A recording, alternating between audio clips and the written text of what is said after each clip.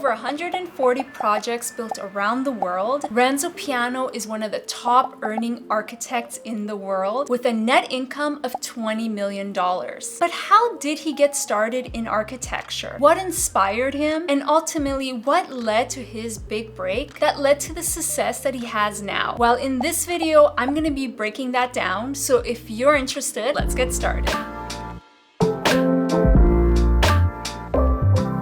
Renzo Piano grew up in a family of builders. His father and his grandfather were all builders. And so his father had his own practice, building homes and factories, along with other construction materials. He really enjoyed, as a kid, being on site and having that hands-on experience, seeing the building come together and all the different components come together. So at the age of 18, Renzo Piano knew that he wanted to become an architect. So when Renzo Piano told his father that he wanted to become an architect, this is what happened. And I'm gonna read this part of what Renzo Piano had said. "I will never forget the day I went to tell my father. He watched me for a while and he was a man of a few words and finally said, 'Fine, but why would you want to be an architect when you can be a builder?' The builder was a god in his family, and of course, I eventually became an architect with a big passion for construction. But people fail to realize that it's not just the making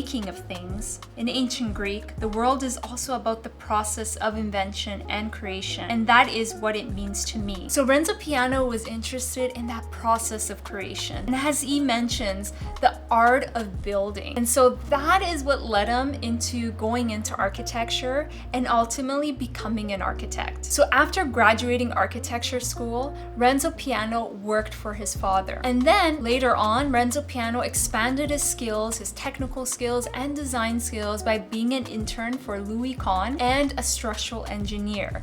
And that all, looking back now, those were all small stepping stones to his career now. And this internship also led to what he really ultimately enjoyed to do in architecture. But while he was working as an intern, he was still experimenting and working with his father. As he continued to work as an intern, he continued to experiment with lightweight structures, exploring portable fiberglass and different materials, and really spending the time researching and experimenting with those materials, which again, looking back, you can start to see how things are starting to build up to the projects and work that he does today. And so even today, he had mentioned in an interview that he would be perfectly happy researching and designing lightweight structures and exploring the dream of lightness. But then things continued to grow and he continued to grow, and he won a commission.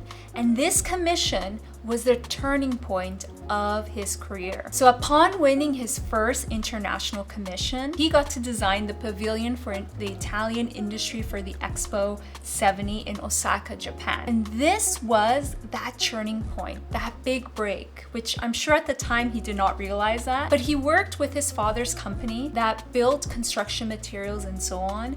And with that in mind, that led to his design in the pavilion. So he collaborated with his brother and the family business. So in the end, the structure was lightweight and it was composed of steel. He really took his technical experience to design long spans, and you can see that the exterior really shows and expresses that structure with the trusses on the exterior. Upon finishing that pavilion, Richard Rogers loved the pavilion. He just fell in love with the work, so he got in touch with Renzo Piano, and that led into doing a collaboration. And they both decided to open a practice together, Renzo Piano and Richard Rogers. That led for them to do a few projects together, but one of the first few projects was they competed for the Center of Pompidou. And so they actually competed in this international competition. At the time, they were both in their 30s. So I think Renzo Piano was 32 and Richard Rogers 38 at the time. And so they decided to compete. They put together their proposal for the competition. They were against top competition, internationally known architects. And guess what?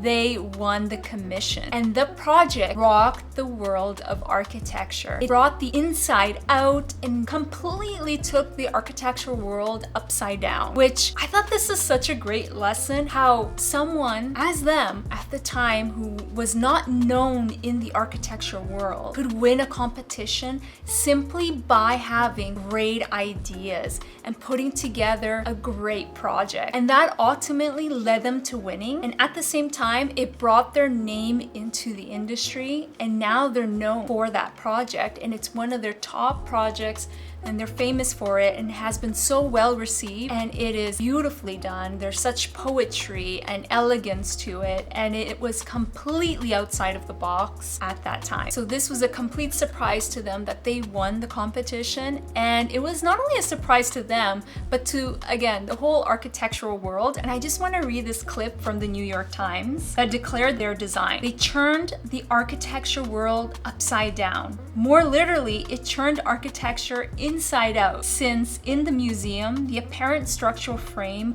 of the building and the heating and air conditioning ducts were on the exterior, painted in bright colors, the escalator in a transparent tube across the facade of the building at a diagonal. The building was astonishing success, entirely transforming the character of a rundown commercial section near Paris, and made Piano one of the most known architects in the world. You know, I have to say, when I started reading about the story, I thought this was at the height of his career, but no, it wasn't. This was at the start of his career, and to think how powerful your ideas can be, and that you should just go and compete for competitions despite knowing who you're competing against, and anything can happen. It's such an inspiring story. I hope this also inspires you as well, and to not be intimidated by the competition out there, because the power is in the ideas, and you have to start somewhere. And that's what I love about this story, is that Renzo just went for it. Perhaps he did have a few unfair advantages because he did come from a family of builders and so on. But you can also think about what unfair advantages you have and how you can use them as well. So as you know now, Renzo Piano is well renowned in the world of architecture and is building tons of beautiful projects across the world. But till this day, you can still see his early works from that pavilion